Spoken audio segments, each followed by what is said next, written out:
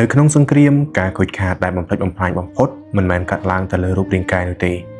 ជារឿយៗវាគឺជាការយាយីទៅលើផ្លូវចិត្តប្រសិនបើអ្នកធ្លាប់ឃើញរូបភាពសខ្មៅចាស់ៗរបស់ទាហានដែលមានបើកផ្នែកធំៗសម្លឹងមើលទៅមុខដោយគ្មានវិញ្ញាណនិងគ្មានអារម្មណ៍អ្នកកំពុងតែសម្លឹងមើលអ្វីដែលគេហៅថា1000យ៉ាតស្ទែឬក៏ការសម្លឹងចម្ងាយ1000យ៉ាតរូបភាពទាំងនេះមិនមែនគ្រាន់តែជាការនឿយហត់របស់ទាហានដែលឆ្លងកាត់នៅក្នុងសមរភូមិប៉ុណ្ណោះទេប៉ុន្តែវាគឺជាស្លាកស្នាមនៃជំងឺម្យ៉ាងដែលគេឲ្យឈ្មោះថា cell shock តើអ្វីទៅគឺជា cell shock ហើយតើវាបានផ្លាស់ប្ដូរការយល់ដឹងរបស់យើងទៅលើសុខភាពផ្លូវចិត្តយ៉ាងដូចម្តេចនៅក្នុងវីដេអូនេះយើងនឹងធ្វើដំណើរទៅកាន់អតីតកាលនិងធ្វើការស្វែងយល់ពីវាទាំងអស់គ្នា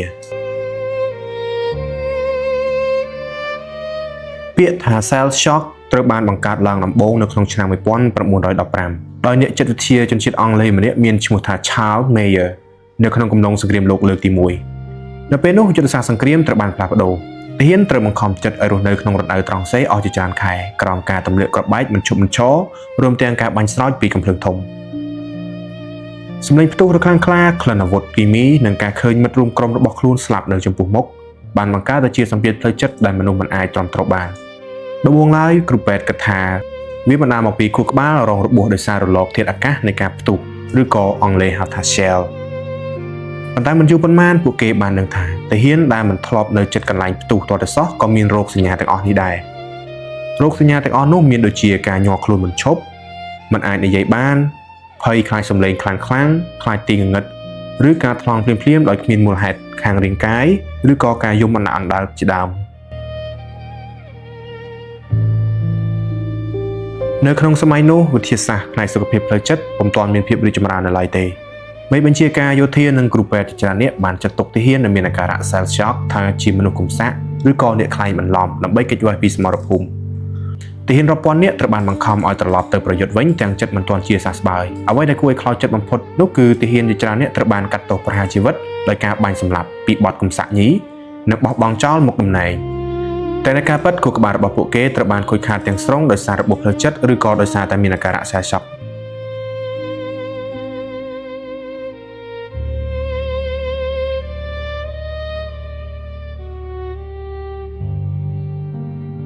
នៅពេលសង្គ្រាមលោកលើកទី2ឈានចូលមកដល់អាការៈនេះត្រូវបានគេស្គាល់នៅក្នុងទម្រង់មួយទៀតហៅថា battle fatigue ឬក៏ការនឿយហត់នៅក្នុងសមរភូមិហើយចេញពីសមរភូមិនេះហើយដែលបង្កើតបានទៅជាពាក្យមួយដែលគេតែនិយាយថា1000 yard stare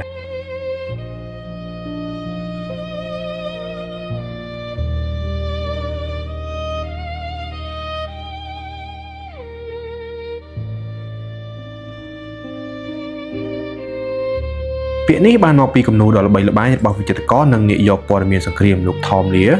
គាត់បានគូររូបទាហានម៉ារីនម្នាក់នៅក្នុងសមរភូមិពេលលេលាវក្នុងឆ្នាំ1944នៅក្នុងរូបគំនូរនោះលោក Tom Lear បាននិយាយថាទាហានម៉ារីនម្នាក់នោះបានចាក់ចេញពីសមរភូមិប៉ុន្តែនៅក្នុងចិត្តរបស់គាត់មិនអាចចាក់ចេញបាននោះទេ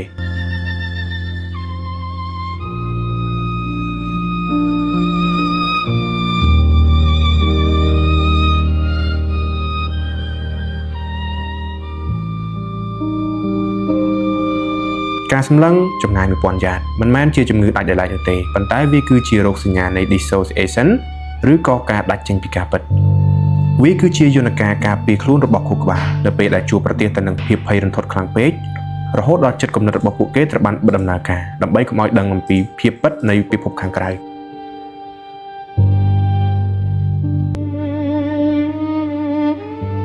ដោយឆ្លងកាត់សង្គ្រាមជាច្រើនជំនាន់រួមមានសង្គ្រាមវៀតណាមរហូតដល់សង្គ្រាមអ៊ីរ៉ាក់វិទ្យាសាស្ត្របានចាប់ផ្ដើមយល់ច្បាស់ពីផលប៉ះពាល់ទាំងនេះនៅក្នុងឆ្នាំ